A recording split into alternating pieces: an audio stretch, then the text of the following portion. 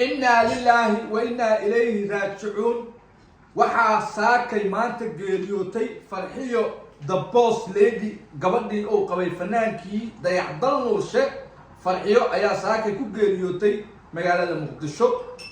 waxaan leenahay kulli nafsin daa'iqatil mawt. waxaan ilaahay uga baryeynaa in kitaabkeeda gacanteeda midig oo ka siiyo, naxariistiisana ilaahay oo siiyo, jannatul firdawsana ilaahay inuu ka waraabiyo. waxay ahayd gabar afgaaban, waxay ahayd gabar dhaqankeedu aad u wanaagsanaa, waxay ahayd gabar dadkeeda ku dhex jirto oo aan ahayn qof dhib badan ayay ahayd. farxiyo boss lady waxay ahayd gabar aad u wanaagsan.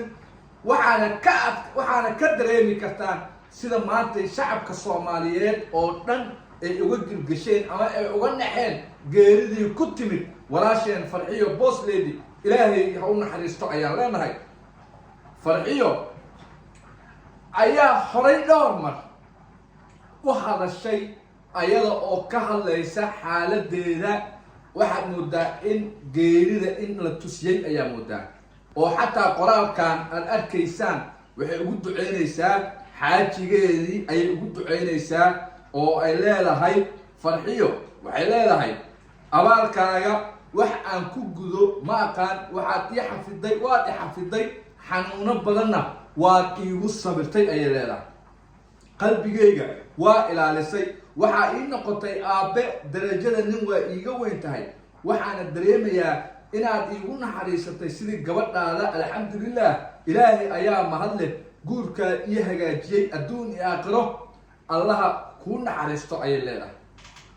farxiyo ayaa hadalkeeda intaas keliya maahane mar ay dariishad saarneed qol leef ahna sida tantri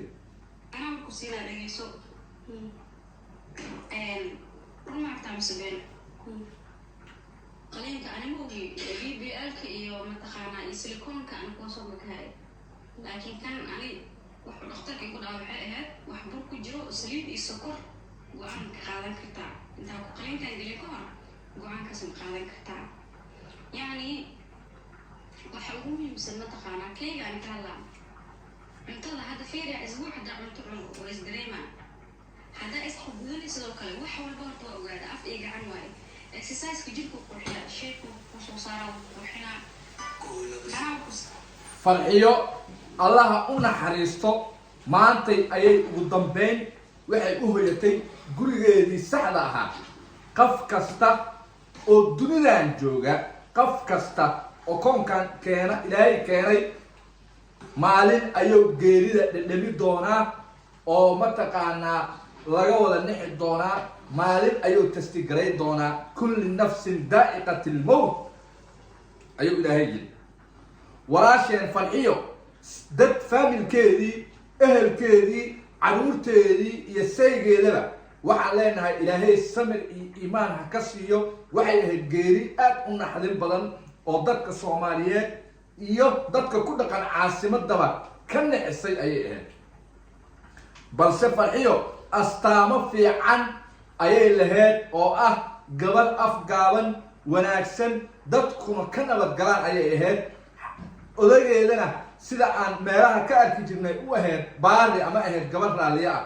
waxaan rajaynaynaa inuu ilaahay jannadiisii midda ugu saraysa inuu ilaahay ugu deeqo ayaan rajaynaynaa.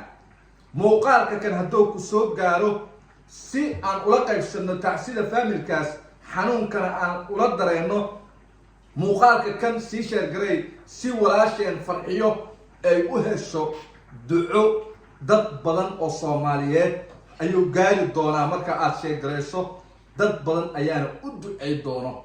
adiga daawo doona muuqaalkaana u duceey walaasheen farxiyo inuu ilaahay u naxariisto oo qabrigeedana u waasiciyo. inna lillahi wa inna ilayhi raajicuun.